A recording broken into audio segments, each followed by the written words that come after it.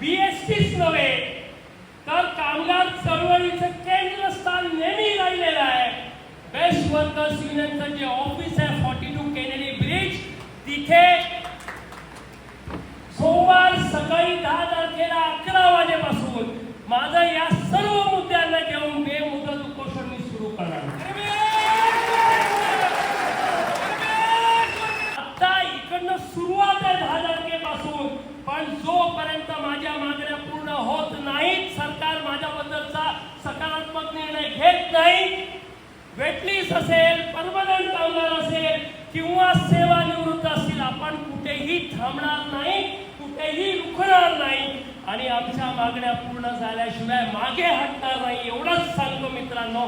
एकत्रित एकजुटीने आपण या आंदोलनामध्ये सर्वांनी एकत्रित येऊ आणि आपल्या मागण्या देत कशा नाही. मागणी माझ्या हक्काची नाही, कुणाच्या बाबाची.